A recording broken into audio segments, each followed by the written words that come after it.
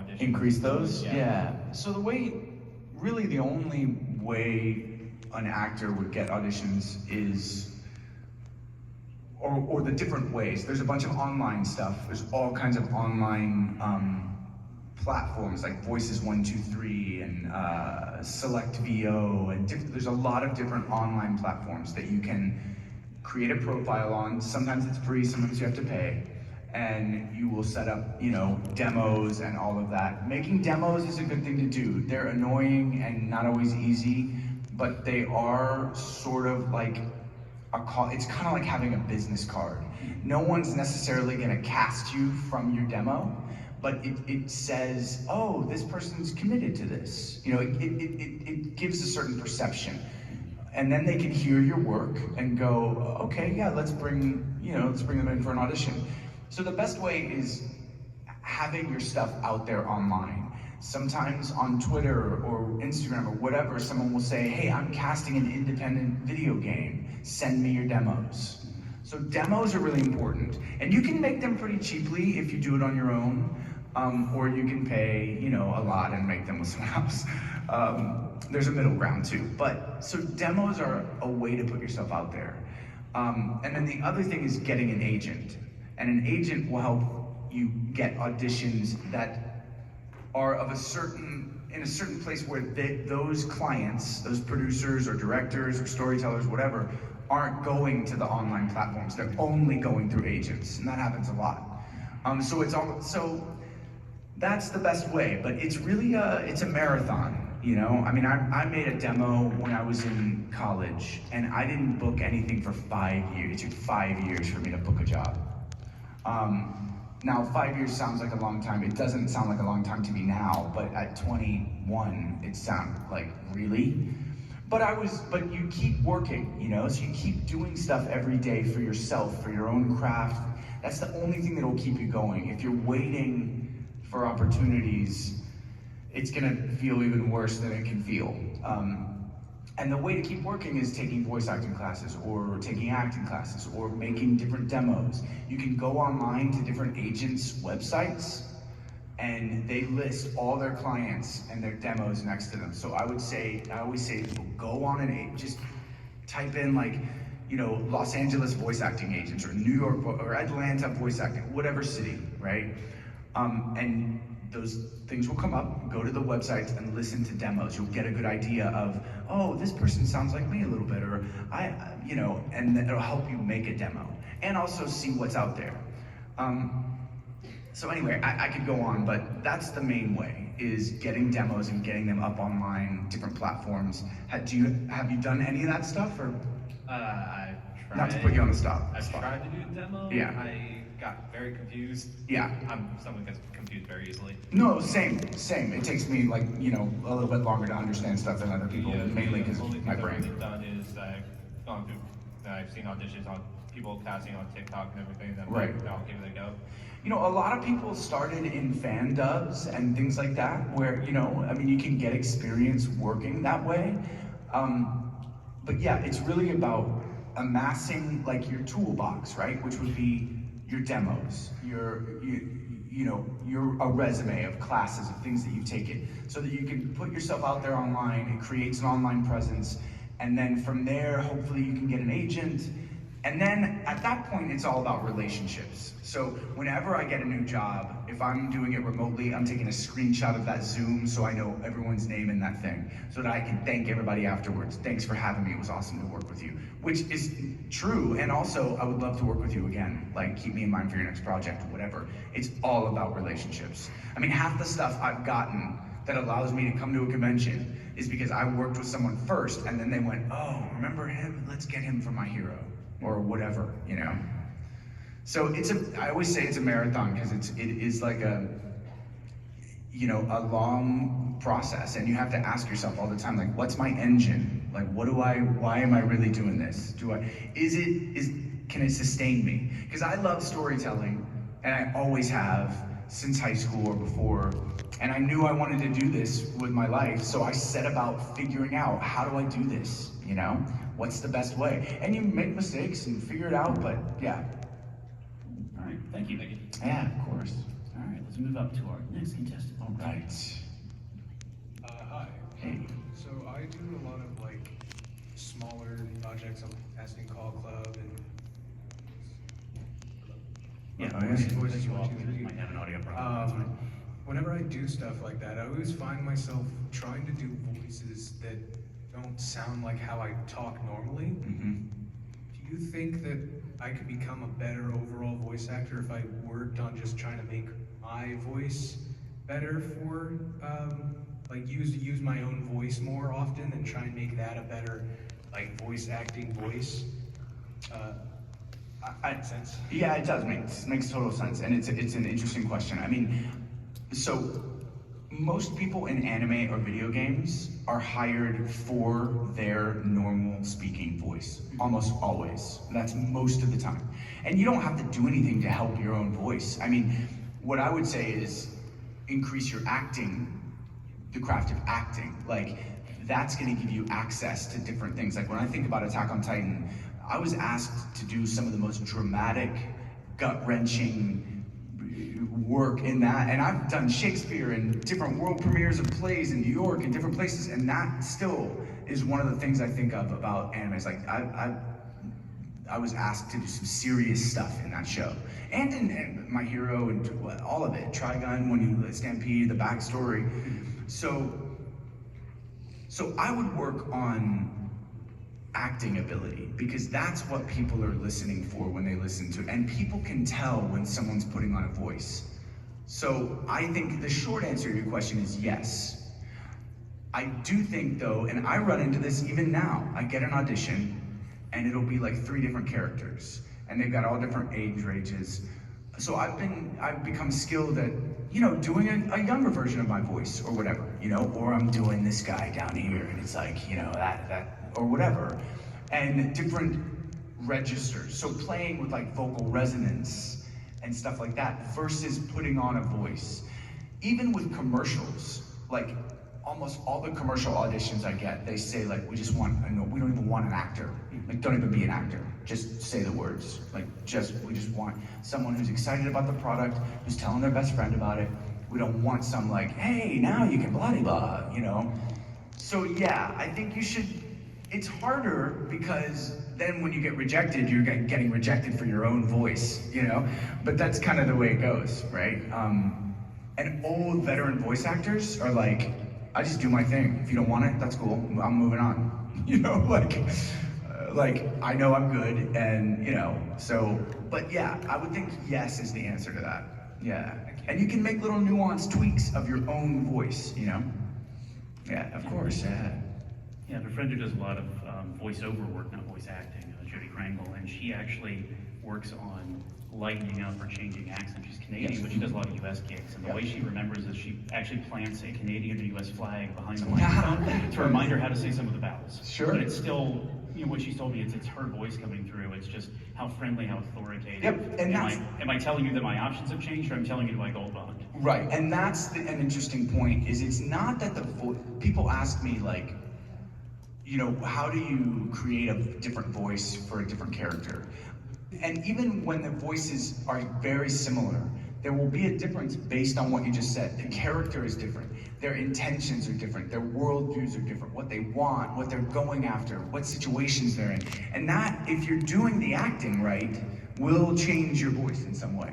And dialects are a big thing too, like all those accents and stuff. I book stuff based on that all the time, so that's a good thing to study as well.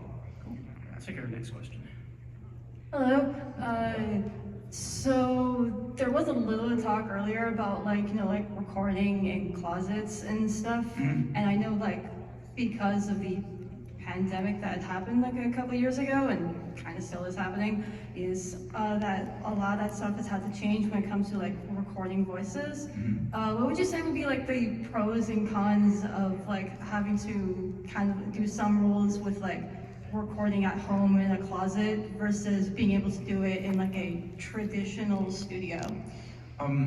So this is, yeah, I'll try to not talk forever about this because we want to get to all the questions, but a closet is a good thing to start with, and a closet can be great because clothes are dampeners, right? They just are. But like, I have a professional home studio that is a room that's a mixing room, and then I have a standalone booth in that room. So whether it's a closet or kind of a pro home studio is what I call mine. Like I have some bookings next week that will be from that studio, you know, and it's vetted by different studios and they listen to my samples and all of that. It's gone back to like a 60-40 thing where 60% of stuff is still happening, back to happening in studio, and 40% is at home. It used to be like, I would say 80-20 before the pandemic, and then during the pandemic, it was 100% at home. The reason studios don't, so the pros and cons, to get to your question, is when I'm recording at home, I'm doing everything. So I have a booth, it's got my microphone, I've got 2 mics in there, but my primary microphone is what I use for dubbing in video games. I've got 2 like 24-inch screens and an interface which runs the microphone, and I can adjust all the gain and everything on. This screen is running my backup, because when you record from home with a studio, they want a backup recording. And then I've got my Source Connect, which is how I'm connecting to the studio. So there's a lot of technical stuff that goes into that when I'm at home. So if I'm screaming, I gotta turn my gain down, because it's gonna blow out the microphone. If I'm whispering, I gotta turn that gain all the way up. So I have to do a lot. I gotta make sure that the backup is recording still, that nothing happened with Pro Tools. I gotta make sure that my internet is like business class internet, hardwired into my computer. There's a lot that goes into a home studio. Now that's where I am. You can start a home studio without all of that, and I did. I recorded 10 years ago at home with barely, like, not even a closet. It was just like moving blankets hanging from the ceiling, you know? So the con of that, so the pro of going into a studio, or the positive, is I don't have to do any of that. I just show up, I'm an actor, I'm in front of the mic, I got the screens that you guys have, and I'm doing my thing. I don't have to think about it. The engineer that is there doing all that for me. So when I'm at home, my home studio, I'm the engineer and the actor. There's an engineer on the other side as well who's doing a lot of the work, but I'm doing some minor things here and there. So you have to focus on that. And sometimes it can take you out of the acting space. Your mind is in 2 different places. So it can be challenging like that. But that's the main challenge. The other challenge is making sure your studio is good enough to allow yourself to record from home. Because some studios will say, okay, well, this actor wants to be remote, and it's called remote recording, right? Well, I need to test. Like I just tested with a studio, and I had to send them all my specs, what I'm recording on. I had to send them a WAV file that has just room tone, right? So you just push record. Like, can you guys hear the tone of this room? Like, I can hear all the gear over there. Silence for the audio tech, getting room tone. Right, I can hear, yes. So they're gonna want you to do claps so that they can hear what they hear. Like, this would be terrible to record in this room. Nope, you're not recording in this room. So they're gonna wanna hear you whisper, scream, talk normally. There's all kinds of tests that have to happen to have your home studio approved for a booking. For auditions, it's fine. So those are the main pros. You know, it depends for me. Like, if I'm working with an overseas client, I would rather, and they're like in Japan or China or the UK, I'd rather record at home at midnight, my time, than at a studio at midnight, my time, you know? Or 6 a.m. or whatever, you know, depending on where we are. So those are the main things. The main things is the technical ask when you're at home is different than when you just go into a studio and everything's good, you know? And you have to worry about, is the technical snafu on my end, or is it on their end, or, you know? So it can be stressful if you don't feel solid with it all. Yeah. Cool, thank you. Yeah, of course. Now, when you're doing those records, even if you're in a studio, is it usually that the voice director or whoever's running that is still remote, or are they in the room with you? It depends on the studio. Sometimes there will always be, if you're going into a studio, typically there's always going to be at least one person there, and that'll be the audio engineer. Okay. And that engineer is running everything. Yeah. Sometimes the director will remote Skype in or Zoom in or whatever. Many times, though, the director's there as well. Okay. Sometimes there are sessions remote where everybody is in different places. But typically in studio, it's in studio. And I wanted to say one last thing about that. The reason people prefer in studio is not because, like, even if my home studio is great. It's awesome. It's never been rejected. You know, it's never been, oh, can you tweak this? It's pretty good. I learned what I needed to do. But even then, the reason people want it in studio is not from a recording perspective as much as it is from a mix perspective. Because if you have 8 actors with 8 different spaces, even if they're all badass spaces, they're different spaces. And so when the mix engineer gets then they have to work a little harder to mix that to sound all the same. As opposed to if all those 8 actors go into the same studio to record, we've got the same space, and it's a little easier. Cool. Yeah. Kind of in tandem with that, I was kind of wondering what the environment of working with like a voice director or other cast members, or when talking about the direction of like scenes and stuff like that, when working from home versus in the studio, how does that kind of manifest? Are you on like Zoom calls with the voice director, or are they watching you do it, and it's more, I guess it's still kind of that back and forth, or is it like you send in files and they're like, hey, could you do this line again, or like that kind of thing? Great question. It depends. So voice acting or voiceover work or being a voiceover artist is a very wide swath. There's so many different parts of it. You've got promos, commercials, industrial narration, corporate narration, medical narration, video games, anime, animation, which is different than, Western animation. There's so many different types of VO. So a lot of the times with promos, if you book a promo, they have 3 different types of sessions. One session will be on your own. So they give you how many seconds you have to say a line, and you give them 3 options. Boom, boom, boom, record that. Next line, boom, boom, boom. You send it in, and typically they take that. Sometimes they'll come back to you with an adjustment. Any video, so that's promos, commercials. Any video game or animation is typically always going to be a live person on the line directing you with that collaboration. So if you're in person, the minimum, you're gonna have an engineer and a director, and there'll be that back and forth. I'll lay something down and they'll go, okay, cool, yeah, can we get that? Let's do that. I like where it's living. Let's do a little bit grittier, maybe a little softer, and see what comes out. We'll do another take. They'll give me some feedback. And we'll land on something, and then we'll move forward, and there'll be adjustments and collaboration as we go. When I'm from home, it's the same thing, but it'll be over Zoom. So, if any of you have ever been on Zoom for any professional setting, it's all the same sort of challenges. Like, oh, you're muted. I didn't hear anything you just said. Or there's a back and forth, or there's an echo, or all those same things. We have workarounds where, when I join a Zoom call, my microphone is through a different program. I don't ever talk to anyone audio-wise over Zoom. Zoom is only for me to see the script and the animation if it's there. The audio is only through Source Connect or a professional, Otherwise, you've got audio feeding through Source Connect and Zoom, and then my Mac is trying to take my audio over here, and it's crazy. So yeah, but it would be the same type of collaboration, just with Zoom or Skype or WebEx or whatever. That's Cool, thanks. Hello. Hey, David. Hey, how's it going? So, I originally wanted to do voiceover, but I have a speech impediment. So I was wondering, are there any alternatives or related careers to voiceover?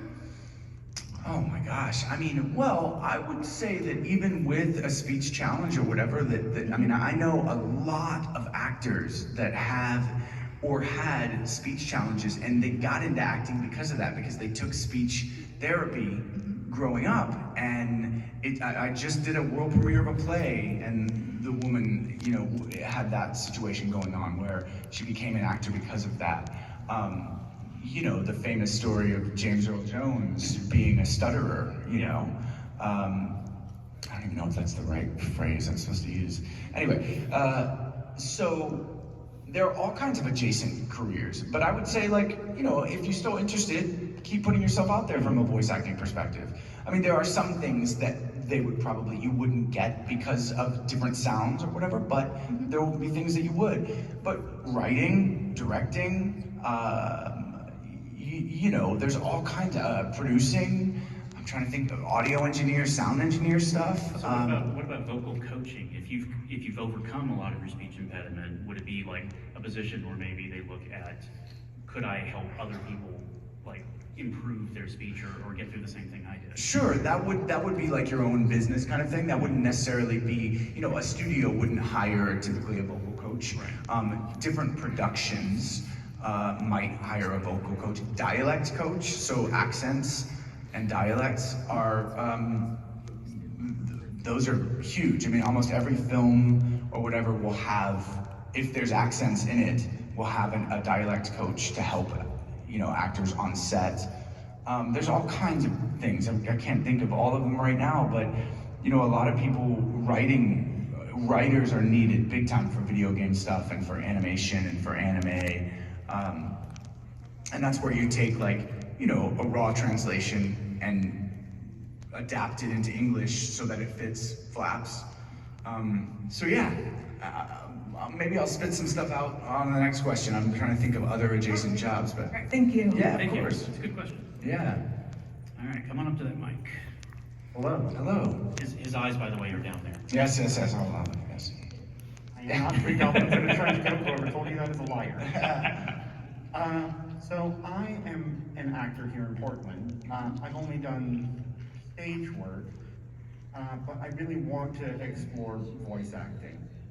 So, as someone who has also done stage work, what is something that you wish you knew going into voice acting, or one of the biggest differences between stage and voice acting?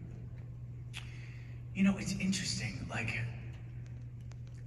so I've had some friends that have been really great stage actors, but for whatever reason, weren't able to really translate their acting talent on the stage into the booth or voice acting. One of the main differences is you don't have to project, you don't have to articulate as much. You don't have to hit ending consonants like T's or D's, you don't have to hit those kind of things. And you can tell when someone's doing that in the booth, because it's like, that's not how people talk, that's weird, you know? But on stage, you don't notice it because you're listening from 6 rows up or 12 rows up or whatever. I always say that acting is acting is acting is acting. It's the same muscle, it's the same, you know, place that you go inside yourself to relate to a character, to take on their worldview and their, you know, their truth or whatever. But the technical elements are different. And so, you know, when I'm in the booth, if I'm in a fight scene, so I'm a very physical actor on stage. That's how my training, I believe that the truth of a character is in their body. And you can tell when you hear a performance that's from the neck up. You can just tell. You might not know why, but you'll be like, huh. So if I'm in a fight scene in the booth, like I'm moving. Like if I'm throwing a punch or I've got a sword, my hands are like this. And I will even move, and I'll do that stuff, even though I'm keeping my mouth right here. Now on stage, I did a production of Three Musketeers 3 years ago or something, right? I played one of the, I forget, Aramis, I forget the name of the character. But I'm doing swords and stuff, right? I'm fighting, like, it was awesome.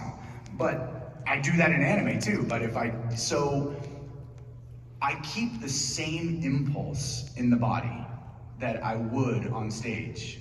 I just do it standing still in front of a mic, or not standing still, but keeping my mouth there, right? So it's hard for me to answer the difference. There's no real, to me, there's no difference in the acting, except there's technical differences. Like, you can mumble, you can get really quiet. You don't have to, and it's also a very much more internal thing. Like, there's an old saying of like, all you have to do on camera is think the thing. All you have to do is think it, and it'll be in your eyes. On stage, you can't just think it. You gotta project it. It has to come out of you in a different way. I forget the exact saying, but it's like the camera comes to you, and when you're on stage, you go to the audience.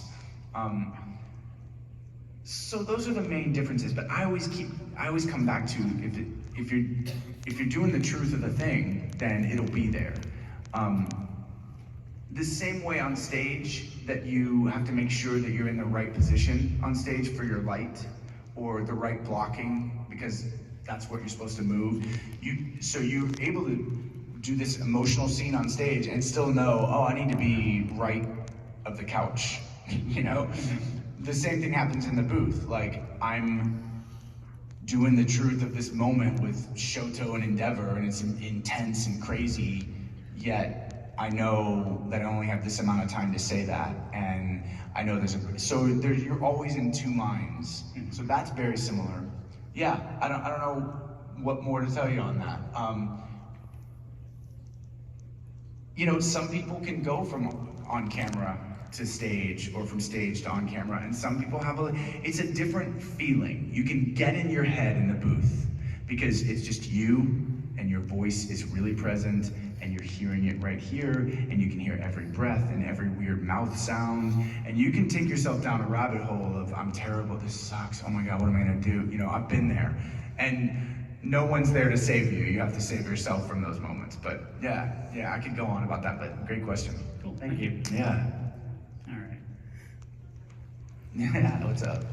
So I am a voice actor and animator for a friend of mine who's wanting to make her own cartoon. Awesome. Is there a line from either an anime or video game that you've read that's just genuinely made you laugh? And if so, what was it? Oh God. This genuinely made me laugh. We've only done a couple of things, so Or- it won't take long to think of it. Yeah, God.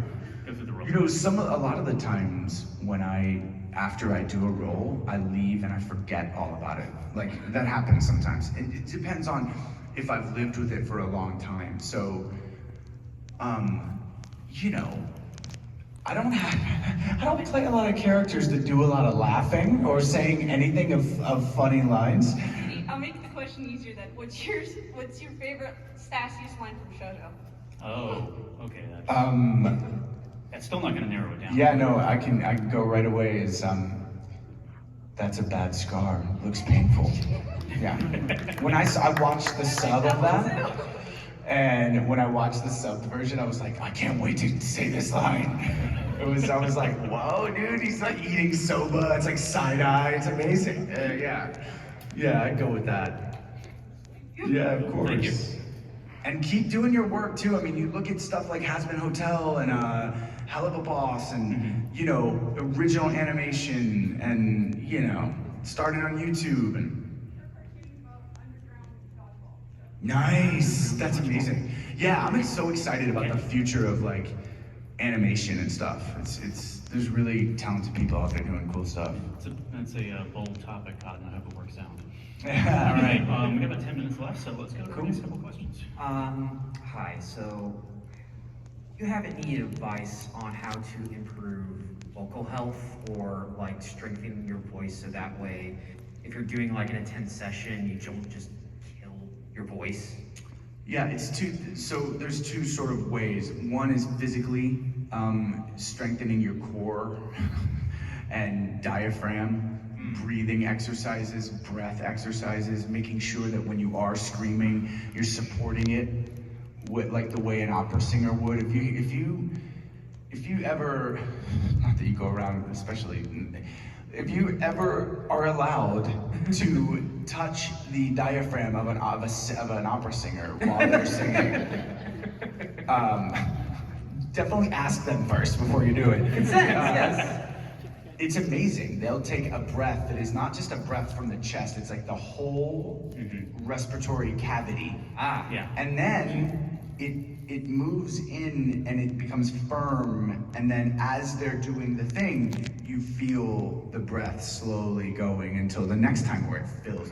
So there's a physical element to it, and then there are some great things like honey. Like I did a scene where I was screaming the whole time, and after every take, I would take a shot of raw honey. It's an anti-inflammatory, right? So when you scream, the same way if you go to the gym and you do biceps, you're tearing little muscle fibers. So you scream, you're tearing muscle fibers, you're tearing fibers and blood vessels and things in the cords. So if you immediately treat that, it'll help keep it not as inflamed. Because you lose your voice because it gets inflamed, and then it's out. or it sounds not great or whatever. So I will take honey always, like raw organic honey, and literally just take shots of it from the bottle. Okay. It helps big time. It's not gonna save your voice for 8 hours, but a 3-hour session, 4-hour session, It'll give you a reprieve. you'll get through it. Yeah. Yeah. Also, do you do any like warm-ups before a session? It depends on the role. Like I do a lot of physical warm-ups, so massaging of the lips, the jaw tension is a big thing. You can lose your voice just from jaw tension. Gotcha. Because you're squeezing the canal that the air and the voice comes out of, and you're constricting it, which is doing more harm. So a lot of my voice training, in acting training, like diaphragm stuff, voice and speech training, has all come in handy in helping to protect. But sometimes you just can't do anything about it. You know, I have throat coat tea, lemon, honey, lozenges, all the things you would normally think. I use when I have to or when I can. Yeah, I even have, and I might take it out this weekend, but when I'm at conventions, I have a little microphone. It's a portable speaker, it sits right here. I have a microphone that goes here so that I can talk to you at the table with all the ambient noise. So when you come, to get something signed or whatever, I can just talk normal like this. I'm projecting more than I would even doing this in front of a microphone than I would normally if I'm speaking. Like if I was really doing this, I would just be like this, That's fair. How are you guys doing? Cool. But then I sound like I'm not happy to be here, It's like, God, this guy's boring and everyone's asleep, and but yeah, these conventions are really hard. People don't realize this too. When you go on let's say you take a road trip with your friend, right? Right. Road noise, you do not realize it, because even if you have this great BMW that's got this German made, and you're still, if you're on this 8-hour road trip with your friend, you're gonna talk a little louder than you normally would because of that road noise. And so, the same as like a convention hall, all the ambient noise and the people lose their voices all the time. I've got a recording session on Tuesday and Wednesday, so I bring those things so I can save my voice. That's great. Yeah. Cool, thank you. Yeah, of course. I love to talk about all this stuff. Hey, how's it going? Hey, I'm all right. So I was wondering, what made you want to become a voice actor? I never set out to be a voice actor specifically. I found acting in high school, and I loved the way that going to the theater or going to a film or watching something made me feel. And when it was something that was really exciting, or a story made me feel a certain way. And when I found acting, I realized I could be a part of a story that might make someone feel the way I felt. And that's the nucleus of it. That's what's kept me going all this time. Voice acting came about because in college I thought, like I was saying to somebody else, it's a marathon. I was like brainstorming, going, I really want to do this. I really, really do. Like, I'm passionate about it. How do I do it? How can I help myself? So voice acting came about where I thought, if I do some voice acting, if I train that way, I can increase my opportunities. So I can have more chances to do what I love to do. So that's how I got into voice acting. And like I said, I made a demo. It took me 5 years before anyone cared about anything. I booked a couple commercials and then an anime, and yeah. So that's how I found myself there. But nowadays, some people really just pursue voice acting, just specifically that, and that's awesome too. I mean, I have some friends who never been on a stage, never wanted to do any of that, but they're awesome voice actors, So everybody's path is different. Thank you very much. Yeah, thanks for your question. All right, this looks like it's gonna be our last question. Yeah. Hello. Come a little closer to the mic. That's a professional audio. I was just wondering, like, whenever you started making demos on your own, did you ever listen back to them and feel kind of self-conscious about your voice, and how did you get over that? Oh yeah, the first demo I made, oh my God, I still listen to it and I'm like, I cannot listen to this. I can't listen to it. So the way you get over that is to just keep doing it and make different stuff. And after a while, like now I don't have that reaction at all. I don't even think about it. I hear myself back and I'm like, oh, that's right. This sounds like I sound, you know? The other thing is you can't ever hear your voice the way that someone else hears your voice. And the best analogy for that is, if you play the tuba, you know, you sit there and you play your tuba and you can hear your tuba being played. If you got inside your tuba and tried to play it, it would sound different. So you're inside your own instrument. And so you can never hear it. I never thought I had a unique voice in any way, shape, or form. I really didn't. I thought the voiceover thing in college, when I made those demos, I was like, this will be something I can do. I'll do some commercials, make some quick money, and then I'll be able to do theater and on camera, you know. And I had no idea that 10 years later, people were like, I can pick you out in this, and you've got this interesting texture, and blah, blah, blah. I'm like, really? Cool. I mean, I did an industrial video for circuit breakers, right? It was this company called Stall, and it was like all of this 2 pages of like codes, stuff. I didn't understand what I was saying at all, but I can say it truthfully in some way, even though I have no idea what these things are. And the client, after the session, asked me, do you want to know why we cast you? And no one ever tells you. You just get a role, and you're like, great. No one ever asks you that. So I was like, yeah, yes. Why did you cast me? They were like, we thought you could make circuit breakers sound cool. And I was like, yeah, okay. Sure. They were like, you didn't sound too young to be like new in the company. You didn't sound like someone who's been in the company for 30 years. You sound like someone who was, you know, been there, still excited about stuff, but they said, we thought you could make Stall the Apple computers of circuit breakers. I was like, man, I'm glad you didn't tell me this before the session, because I would have been like, oh, I can't do that. What are you talking about? So yeah, you get over it. But it takes a while of listening to stuff. And demos are hard. You usually need to have someone to help you. You know, demos you never want them. I think both my promo demo and my commercial demo are 1 minute and 10 seconds. You never want anything over 2 minutes. No one will ever listen to 2 minutes. They'll listen to maybe 30 seconds. You know, and that happens in auditions too. I always put my best take first, because they might not get to my second take. Yeah, but you do get over it, but it's about just repetition. Yeah. Yeah, that's a great question. Well, as somebody who has to pay the bills being an electrical engineer, not a voice actor, thank you for making circuit breakers interesting.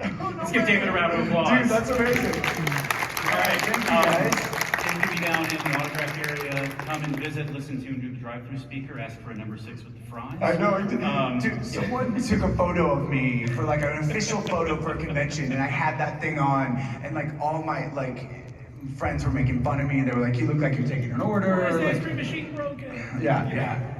All right, thank you everyone. We'll be back in here in another half an hour for the Voices of Sailor Moon. Yeah.